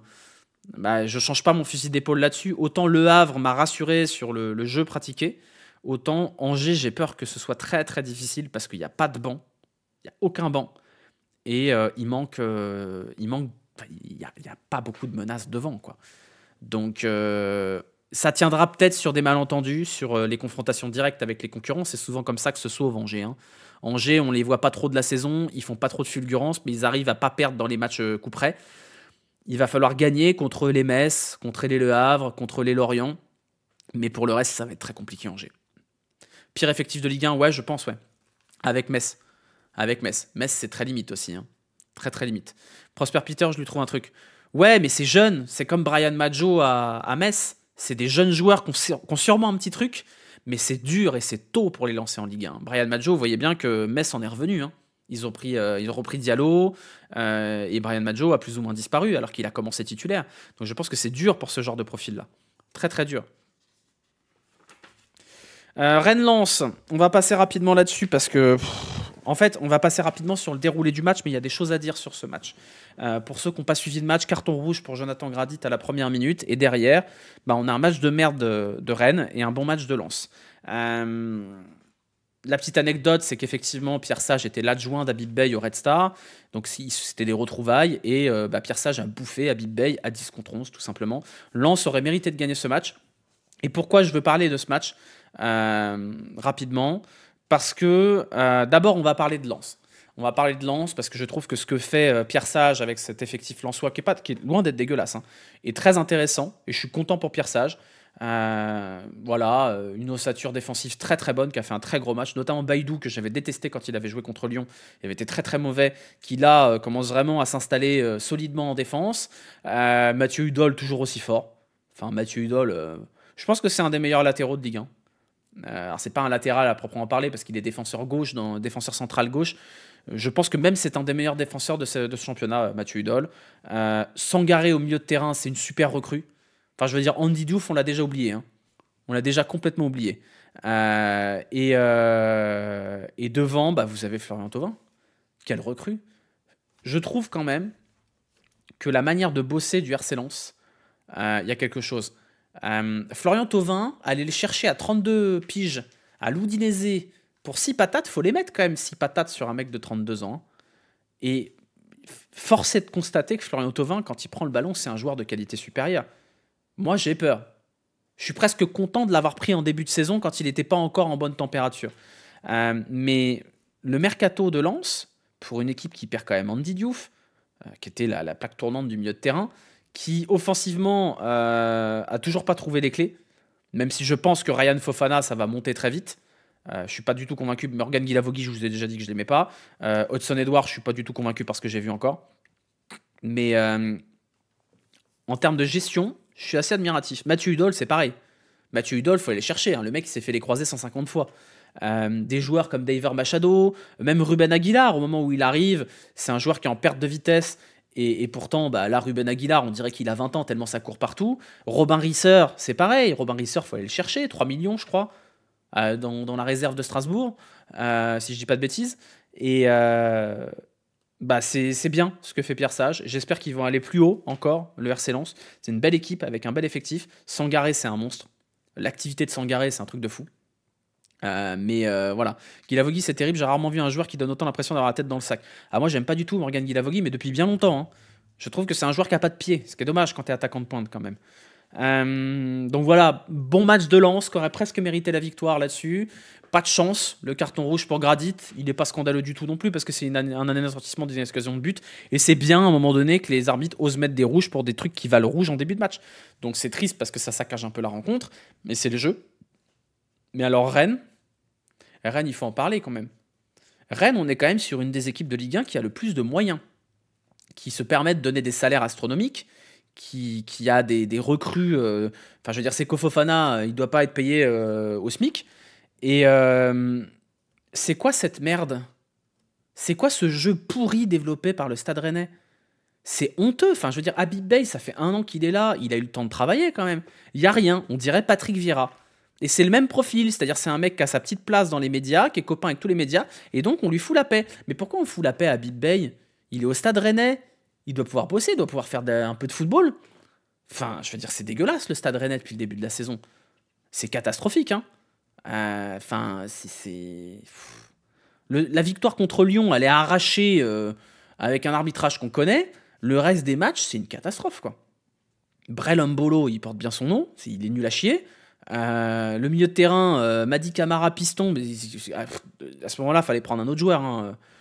Alors que tu as quand même une défense centrale avec Jérémy Jacquet, qui est un des meilleurs défenseurs de sa génération, Rouault, qui est un très bon joueur, Aïd Boudlal, qui est un très bon joueur, Seydou, qui est un très bon joueur, Seydou, pardon, Quentin Merlin, qui est censé être un très bon joueur, Rongier, Fofana, Camara, enfin, il y a du matos dans cette équipe. Diawy Cissé, c'est un super joueur, théoriquement, sur le papier. C'est quand même terrible d'avoir des aussi bons ingrédients et de pondre une telle merde. Hein. Enfin, à un moment donné, il va falloir quand même se poser des questions sur Habib Beye. C'est pas bon, ce qui est produit avec Rennes. Et je trouve ça fou que ça chauffe pas un peu plus, quoi. Ils sont contents, les supporters rennais? Ça leur va d'avoir des gros salaires, des gros joueurs comme ça, des grosses recrues? Tout ça pour ça. C'est pas normal. Rennes, ça doit jouer le top 4, ça doit viser le top 4, avec les ambitions qu'ils ont, avec le matos qu'ils ont. Alors oui, c'est léger devant, mais est-ce que Esteban Le Paul était la bonne recrue? Est-ce que Brel Mbolo, ça valait 15 millions? Je suis pas certain. Je suis vraiment pas certain. Ça a sifflé à Rennes, mais c'est mou. Moi, j'aimerais que les médias ils soient un peu moins mous là-dessus, vous voyez? Qu'ils soient un petit peu moins mous. Parce que je trouve qu'il y a quand même une grande complaisance à l'égard d'Habib Beye. Parce que consultant Canal+, parce qu'on s'est tous un peu touchés. Oh, regardez ce qu'il fait au Red Star, c'est génial. Est-ce que la marche, elle n'est pas un peu trop haute pour Habib Beye au Stade Rennais? C'est pas bon depuis qu'il est là. Mais même la gestion le globale du Stade Rennais, enfin, je veux dire, Sampaoli, fallait... Alors vraiment, les bras nous en ont tombé que c'était une erreur. Hein. Les derniers mercatos du Stade Rennais, enfin franchement, allez sur Transfer Market, vous allez voir, c'est à mourir de rire. Il y a des mecs qui font un Erasmus à Rennes. Ils arrivent, ils sont 6 mois, ils sont nuls, ils repartent. Genre, comment il s'appelait le Danois, là? Ostigard. Ostigard, il a fait 6 mois, il est reparti. Tous les joueurs qui sont arrivés là l'été précédent, ils sont déjà repartis. Ça fait partie des équipes qui ont droit à l'erreur sur le mercato. Jota, Grönbeck, il y en a 12. Attebourg, il est nul. Attebourg. Alors pour le coup, Attebourg, mais à culpa, quand il est arrivé, je me suis dit, oh, c'est pas mal Attebourg. Attebourg, 3 millions. En fait, Attebourg, il avait le bonus Gasperini et puis c'est fini. Hein. Attention, hein, les joueurs de l'Atalanta sous Gasperini. Hein. Dès que ça quitte l'Atalanta, c'est une catastrophe. Attebourg, Glenn Kamara, on a vu quoi, leur ami Henrik Meister, c'est comme ça qu'il s'appelait? Le néerlandais nul, là. Henrik Meister. Rennes, ça en fait des erreurs quand même. Hein. Ça en fait des matchs de merde. Alors vous voyez, on parlait tout à l'heure de la JOCR et du FC Nantes, où je vous disais, c'est des équipes où j'ai pas encore vu un match où je me suis dit, mais c'est une catastrophe. Rennes, depuis le début de la saison, il y a quand même pas mal de matchs où je me dis, mais c'est calamiteux. Enfin, le match contre Lorient, c'est calamiteux. Le match contre même Marseille, c'est pas bon, catastrophique. Le match contre Lyon, il gagne 3-1, mais pendant 75 minutes, c'est une catastrophe. Niveau critique d'entraîneur et médias, malheureusement, tous les doutes et analyses n'ont Dieu que pour Zerbi, les autres n'existent pas. Ouais, mais je trouve que par exemple, Habib Beye, on est bien gentil avec lui. Bien gentil. Voilà. Contre Angers, c'était. Ah oui, contre Angers, c'était très très nul, pardon, vous avez raison. Oh, le match contre Angers. Ils ont fait passer Angers pour une bonne équipe quand même. Hein. Donc, je suis curieux de voir la saison de Rennes. Je suis curieux. Parce que c'est normal, visiblement, c'est normal. On a le droit on se contente de ça. Voilà, et c'est normal. Moi, je trouve que Rennes, c'est pas normal. Voilà, c'est pas normal quand on a ces moyens-là, ces salaires-là. Je sais pas combien ils sont en termes de masse salariale. Ils doivent être 4e de Ligue 1, un truc comme ça. Quand tu prends des Seko Fofana, tu dois aligner du pognon quand même. Merlin Rongier, ça coûte quand même. Hein. Même Brice Samba, t'as dû lâcher le pognon quand même. Brel Mbolo, c'est pas gratos. Hein. En termes de masse salariale, je me demande même s'ils sont pas 3e. Hein. Vers Angers, il y avait encore Le Paul. Non, Le Paul, il était à Rennes contre Angers. D'ailleurs, il marque. Voilà, 300K par mois Fofana. Et voilà, enfin... il était déjà à Rennes, il est buteur. Et d'ailleurs, Prosper Peter, le remplaçant de Le Paul à Angers, marque aussi contre Rennes. Il y a un partout à la fin du match. Voilà, c'était à peu près le seul truc que j'avais à dire sur Rennes. Hein. Je pense que c'est l'équipe. Je pense que Rennes est l'équipe qui a le rapport moyen comparé au résultat le plus dégueulasse de toute la Ligue 1. Avec Nice. Parce que Nice est encore plus bas. Et je trouve ça scandaleux, vraiment. Rennes a une grosse équipe avec des gros joueurs, bien payés, des grosses recrues. Et il n'y a rien à garder. Vraiment. Il n'y a pas de patte, pas d'identité de jeu, pas de spectacle et pas de résultat. C'est fou quand même. C'est fou. Encore une fois, refaisons l'inventaire si vous voulez. Hein. Rouault, il ne doit pas avoir un salaire minuscule. Attebourg, il ne doit pas avoir un salaire minuscule. Fofana, Camara, Rongier, Merlin, Brice Samba, qu'ils ont arraché à Lens pour, je pense, un gros salaire. Brel Mbolo, qui était à Monaco, qui doit toucher un gros salaire. Le Paul, je pense qu'ils ont mis un salaire aussi assez conséquent. Tout ça pourquoi? Tout ça pourquoi? Voilà. Le Paul, 250K, je n'ai pas d'infos sur le salaire de Le Paul, mais s'ils ont donné 250K à Esteban Le Paul, on dirait l'Olympique Lyonnais 2018, quoi. Où on donne des 300K à Cacré et des 280K à Toko Ekambi, quoi. Blas non plus, c'est pas payé au Lance-Pierre. Donc voilà, peut-être une remise en question à Rennes à un moment donné sur cette course à l'armement pour avoir des pistolets à eau. Va peut-être falloir, je sais pas. Mais Le Paul a multiplié son salaire par 5 en venant à Rennes. Après, il devait pas être payé grand-chose à Angers. Hein. Ça a fini en 9e. Je sais pas, mais en tout cas, la trajectoire est pas bonne. On va terminer avec Lille-Lyon. Peut-être le match le plus rigolo à regarder quand on est supporter lyonnais, le plus dégueulasse à regarder quand on est supporter de n'importe quelle équipe. Encore une victoire 1-0 de l'Olympique Lyonnais. Encore un carton rouge. Encore une clean sheet. Et encore un match où ça parle d'arbitrage du côté de l'adversaire. Un Noël qui s'est présenté sans numéro 9, donc avec Tolisso, numéro 9, une espèce de ligne de 2 Tolisso-Mera en MOC, et toujours pas de numéro 9. C'est nous les méchants, c'est nous l'équipe que tout le monde déteste. Quel plaisir de supporter une équipe que tout le monde déteste. J'aime bien supporter les méchants. Donc un but au quart d'heure de jeu de Tyler Morton sur un très très beau centre de Tagliafico déposé sur la tête de Morton, tête plongeante, but 1-0. Et après 70 minutes, 75 minutes de bétonator, 75 minutes à serrer les fesses, 75 minutes à voir les Lillois rater des buts tout faits, notamment cette frappe de Muco. Enfin vraiment, la frappe de Muco. Il a le ballon. J'ai la scène, je suis dans un parc avec une pote. Et je regarde le match et je dis but. Et elle me regarde et elle me fait c'est con. Et là, Greif fait un arrêt de l'épaule. Qui es-tu, Dominique Greif? Qui es-tu? C'est le Thierry au meilleur de Bratislava, c'est un malade. Et je me souviens qu'à la 80e minute, dans le groupe WhatsApp à la Zob, Yanis dit il va en falloir une de Greif. Il va falloir qu'il en sorte une. Il la sort. Il la sort. C'est vraiment, on a joué comme l'Atlético Madrid. On a marqué un but. On a fait la tortue pendant 75 minutes, on a cassé des jambes, on a été vicieux, on a fait du gain de temps. L'équipe infâme, vraiment l'équipe horrible. Je suis supporter lillois, je souhaite la destruction de toute la ville de Lyon, même du département entier. Mais alors quand tu supportes ce club-là, c'est quand même pas mal. Voilà, 15 points sur 18 possibles avec un match, toujours aucun but encaissé à 11 contre 11. Toujours aucun but encaissé à 11 contre 11. Et donc, les Lillois ou les autres diront que c'est un hold-up. Ce n'est pas un hold-up. Factuellement, ce n'est pas un hold-up. Lille n'a pas été bon. Lille a dominé, mais Lille a manqué de réalisme. Et l'OL a été solide défensivement avec un excellent gardien, une excellente charnière centrale. Donc ce n'est pas un hold-up. C'est un malentendu peut-être, mais ce n'est pas un hold-up. Et par rapport à l'arbitrage, je vous avoue que j'ai un peu de mal à comprendre les critiques sur l'arbitrage. Alors évidemment, les Marseillais de Twitter, hein, je ne vous mets pas tous dans le même panier. Alors les Marseillais de Twitter, je peux vous dire qu'ils regardent très attentivement nos matchs. Donc pour eux, il y a penalty sur la main de Maitland Niles alors que ça rebondit sur le pied. Pour eux, il y a rouge pour Fofana, mais ils oublient qu'il doit y avoir rouge sur Boady à ce moment-là. Il y a le penalty qui est sifflé et qui est annulé parce qu'il y a une faute grossière avant. Pour eux, il y a quand même penalty. Voilà. L'arbitrage sur ce match, il est mauvais. Il est très mauvais parce que l'arbitre siffle tout. Il y a quand même 44 fautes. 44 fautes sur 90 minutes. Enfin, on est où? C'est une boucherie-charcuterie-traiteur, là. C'est n'importe quoi. L'arbitrage de Monsieur Dernis, il est insupportable pour les deux équipes. Alors, c'est sûr que ça désavantage Lille. C'est sûr. Parce que dans un match où tu as une équipe qui défend, qui mène au score à l'extérieur, le fait qu'il y ait des coups de sifflet toutes les minutes 30, ça aide pas l'équipe qui court après le score. Donc je comprends la frustration des Lillois par rapport à ça. Mais vous avez eu un arbitre qui a sifflé le moindre contact. Du coup, dès qu'il y avait contact, les joueurs ils se roulaient par terre. Donc c'est un arbitrage franchouillard de Ligue 1. Vous regardez le match entre Crystal Palace et Liverpool juste avant, il n'y a pas un coup de sifflet. Donc effectivement, je comprends les Lillois qui pètent un plomb sur l'arbitrage, mais il se trouve que c'est un arbitrage qui est mauvais des deux côtés. Il n'y a pas de décision scandaleuse. La main de Maitland-Niles, ou de Mata, pardon, elle rebondit sur sa main. C'est une main qui ne doit pas être sifflée. D'ailleurs, le penalty de Monaco ne doit pas être sifflé non plus. La logique, c'est que ça rebondit sur le pied, c'est une main qui est naturelle, qui est une position naturelle, et qui annihile pas un but. Il n'y a pas péno. Le tac de Fofana, est-ce qu'il vaut rouge? Franchement, ouais. C'est jaune-orangé. S'il y a rouge pour Fofana, ça ne me dérange pas. Par contre, ça me dérange s'il n'y a pas rouge sur Boadi avant.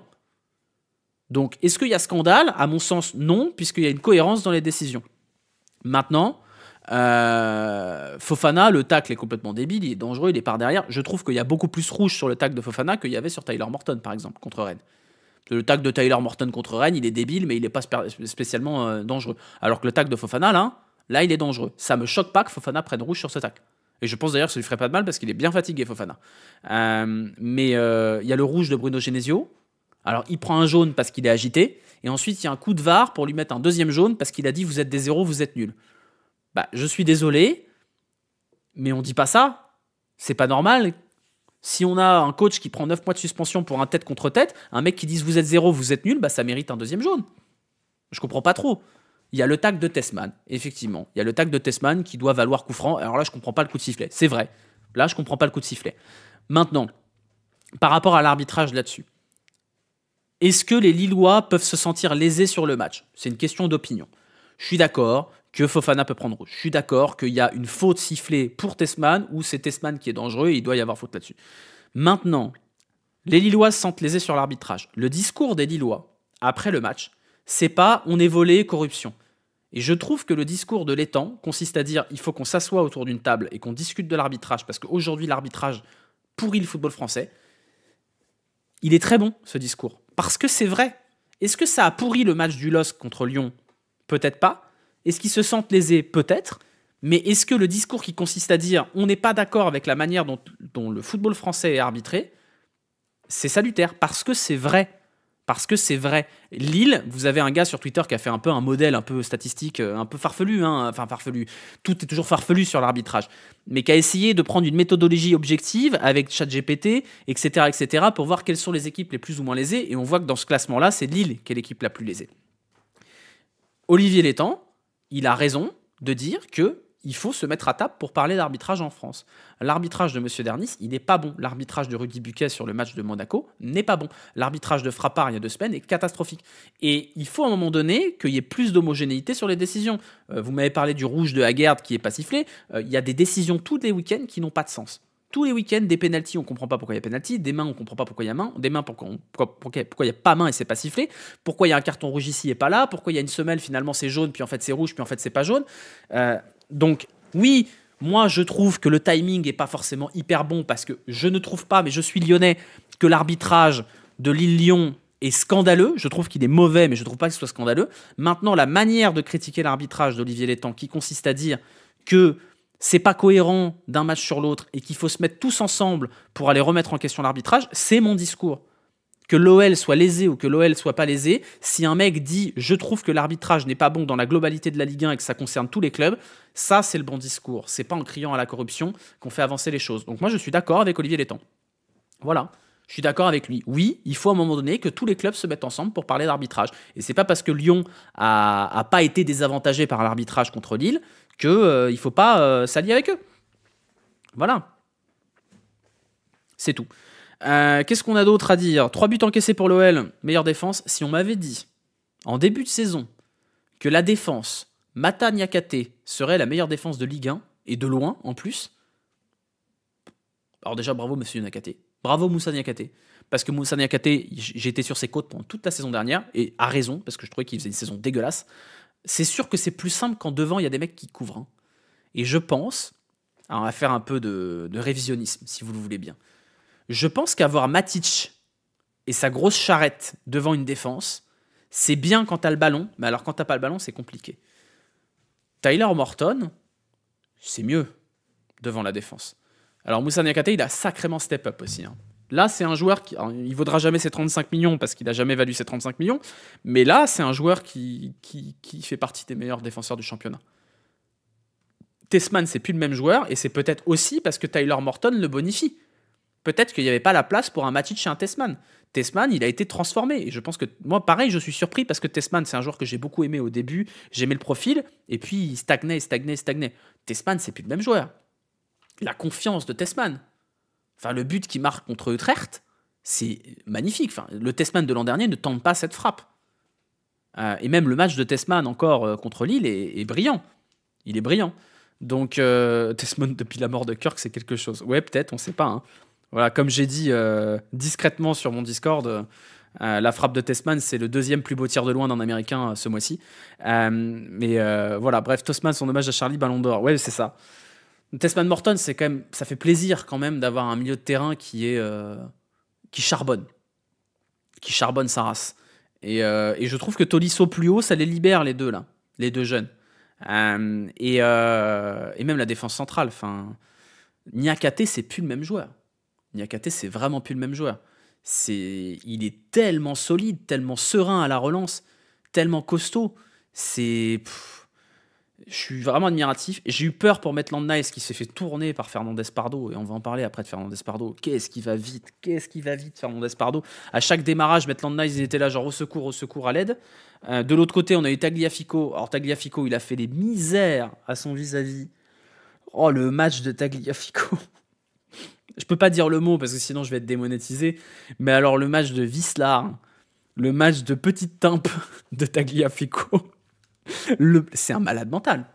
Enfin, quand il bloque les jambes de Boadi, c'est Boadi, je crois. Hein. C'est un fou. Enfin, il est cinglé, Tagliafico, c'est un malade. C'est un cinglé. C'est un sociopathe. Je me mets à la place des Lillois. Avoir Tagliafico en face, mais tu vrilles, quoi. Tu lui insultes ses parents sur 15 générations. L'enfer. Et donc oui, on a un peu ironisé après le départ de Miko Tadze, on a dit l'OL va devoir compter sur le pouvoir de l'amitié. Je crois que c'est ça les gars. Je crois que c'est le pouvoir de l'amitié qui tient cette équipe. Je crois que c'est le côté on est les méchants tous ensemble, on a survécu à la Ligue 2 et compagnie, et je crois qu'on tient sur le pouvoir de l'amitié. Je sais pas si ça va durer toute la saison le pouvoir de l'amitié, hein. Mais pour l'instant, on est cette équipe. On est l'équipe infâme, on est l'équipe chiante, on est l'OM de Villas-Boas, on est l'AGIA de Giroud, on est l'équipe que personne n'aime jouer, que personne n'aime regarder, mais qui gagne 1-0. C'est l'équipe infâme. Et je me suis toujours demandé qu'est-ce que ça fait de supporter une équipe infâme. Qu'est-ce que ça fait de supporter, je sais pas, l'Atlético Madrid ou même Arsenal, le fameux Haram Ball. Là. Vous voyez les vidéos sur le Haram Ball. J'ai l'impression d'être étaffé. C'est pas mal quand même. C'est rigolo, hein.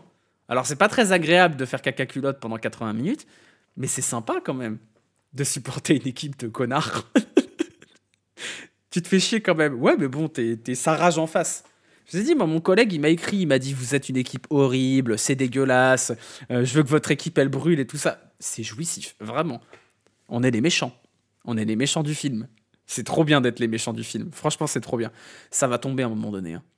Parce que ça va pas tenir comme ça toute la saison. Et l'analyse de Tolisso à la fin du match, elle est bonne. Il dit, on n'est pas bon. On n'a fait que défendre, on n'a pas eu d'occasion, on n'est pas bon. C'est un miracle, hein. Il n'y a pas de numéro 9 dans cette équipe, il n'y a pas de buteur. Les buteurs, c'est Tyler Morton, c'est Tanner Tessman, c'est Corentin Tolisso. Fofana, il est aux abonnés absents, il est plus du tout dans son assiette, mais il n'est pas aidé. Il n'y a que lui à surveiller, donc ils sont tout le temps deux sur ses côtes. Karabek, c'est sympa, mais c'est difficile de faire des différences. Afonso Moreira, ça court, mais ça fait pas grand-chose d'autre. Martin Satriano, Martin Satriano. Rachid Ghezal, rire hors rure. Kalis Mera, j'aime beaucoup, mais il est encore un peu frêle. Si seulement on pouvait faire un petit numéro 9 cet hiver, là, ce serait pas mal. Ou alors il faudra lancer les jeunes. C'est bien de nous avoir dit on compte sur Gomez, Rodriguez et Molébé, mais ils n'ont jamais de temps de jeu. Donc à un moment donné, ce serait bien de les voir. Donc on va voir. Schultz a du potentiel et j'aime son placement. J'ai trouvé que l'entrée de Schultz était bonne dans l'impact. Après, il y a la faute que fait Schultz. Vraiment la faute de vilain, quoi. La faute de méchant. Il perd le ballon, je crois. Il va choper le Lillois. Là, il le fout par terre, carton jaune. C'est vrai, on a une équipe de détraqués mentaux. Hein. On est rétaffé. On est l'Atlético Madrid. On est horrible. Vraiment, on est Stoke City. C'est affreux. Ça tiendra pas dans le temps.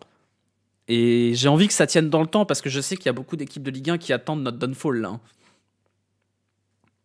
Hein. Faute de Wislar, la faute de Schultz. Vraiment tiens, dégage. C'est affreux. Affreux, mais délicieux. Vraiment affreux, mais délicieux. Le LOSC peut quand même s'en vouloir. Hein. Ils peuvent en vouloir à l'arbitrage s'ils veulent, mais ils se perdent le match tout seuls. Hein. Il y a quand même 2 frappes qui doivent faire but. C'est pas normal. La frappe de Correa et la frappe de Muko, ça doit faire but.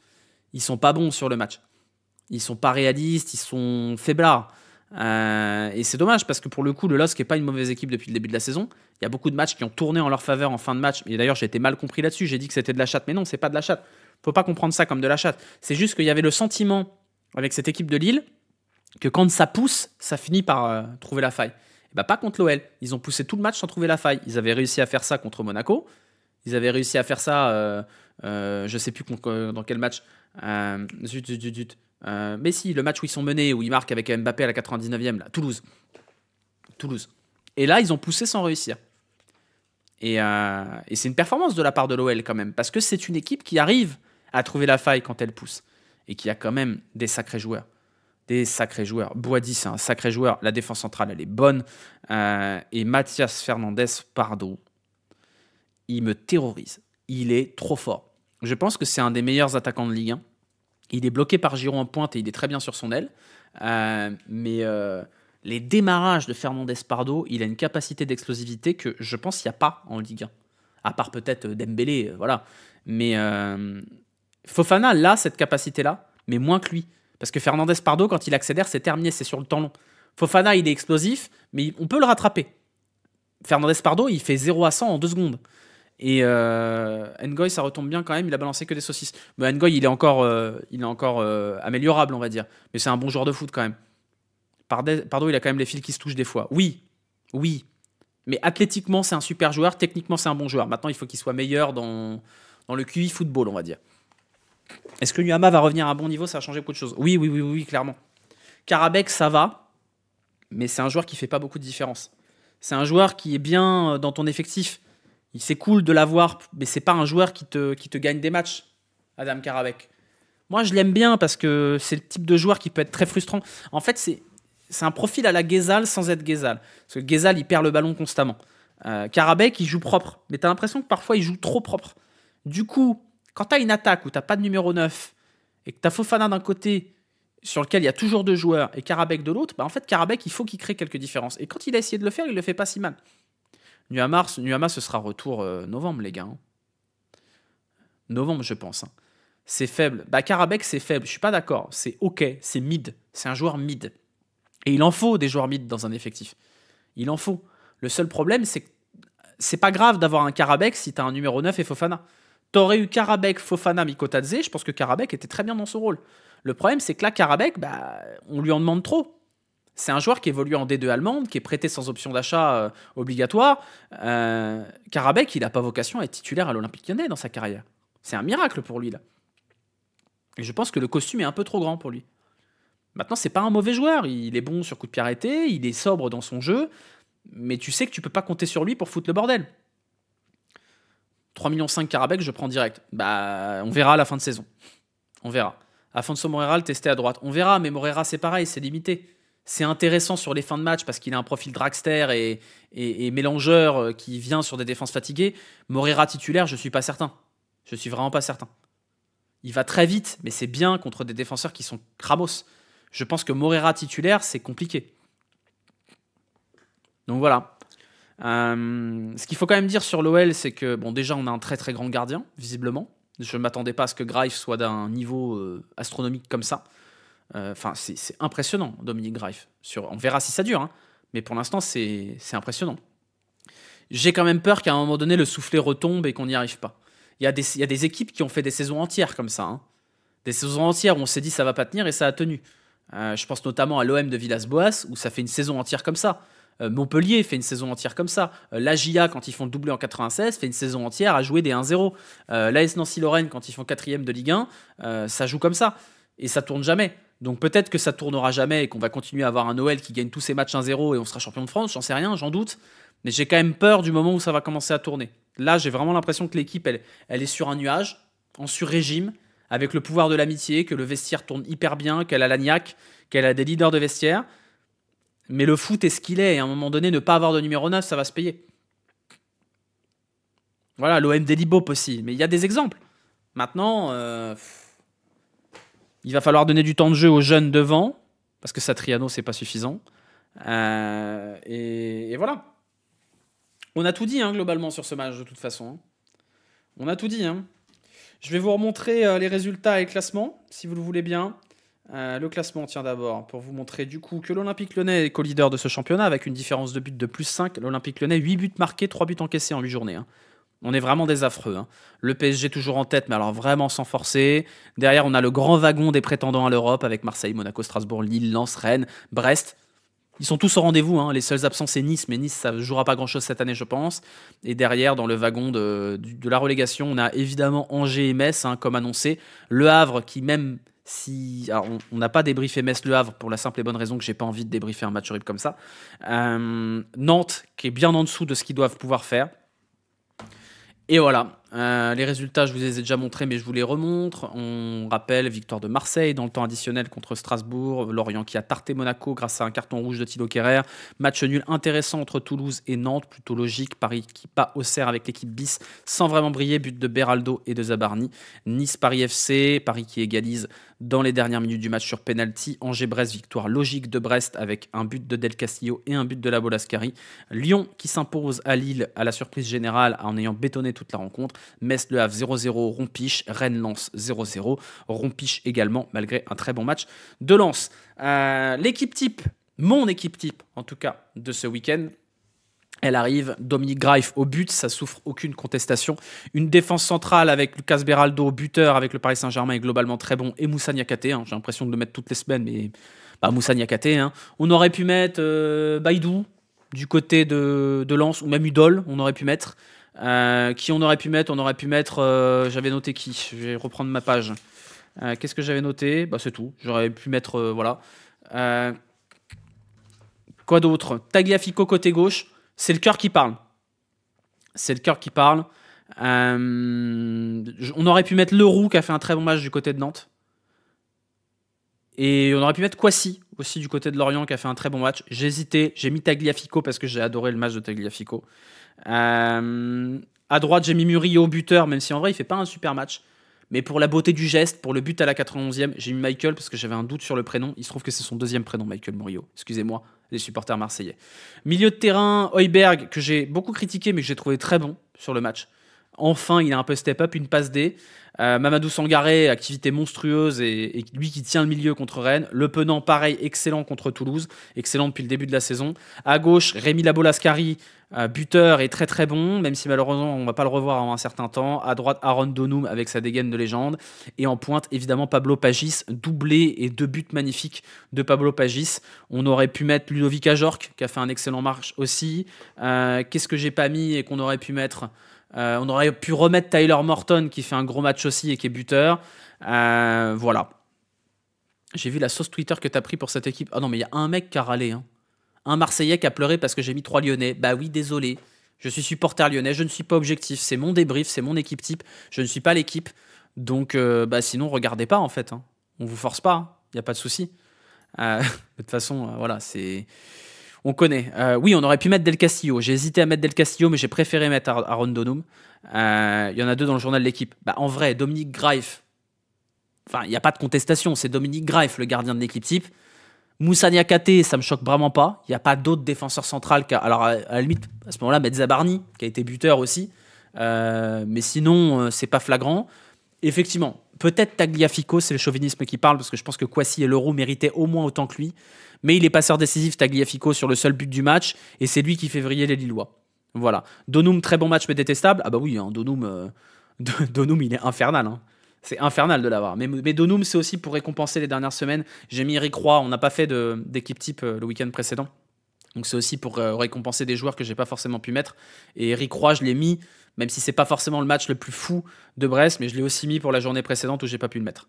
Tu regardes vraiment tous les matchs? Non, je ne regarde pas tous les matchs. Je vous dis en début de débrief à chaque fois les matchs que j'ai vus en entier et ceux sur lesquels j'ai vu les résumés et je suis allé regarder à droite à gauche pour voir si ce qu'on voyait du résumé était fidèle. Là, ce week-end, par exemple, j'ai vu 4 matchs. J'ai pas vu les 9 matchs. J'étais en vacances, j'ai pas vu les 9 matchs.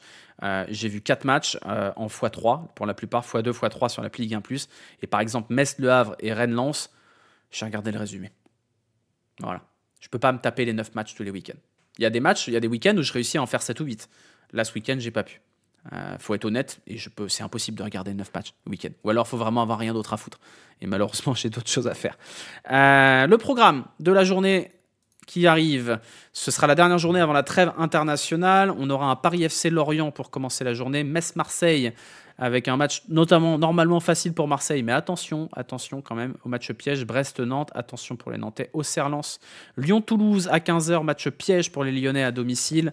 Toulouse qui est une équipe dure à jouer. Il ne faudra pas que ça tombe à ce moment-là. Monaco-Nice, le derby. Beaucoup de matchs potentiellement à sens unique quand même. Le Havre-Rennes, pour le coup, je suis très curieux de Le Havre-Rennes. Je vois bien Le Havre faire un petit truc. Je vois bien Le Havre faire la surprise. Le Havre est dans une meilleure dynamique que Rennes. Strasbourg-Angers, pareil. Théoriquement, Strasbourg devrait s'en sortir sans trop de mal.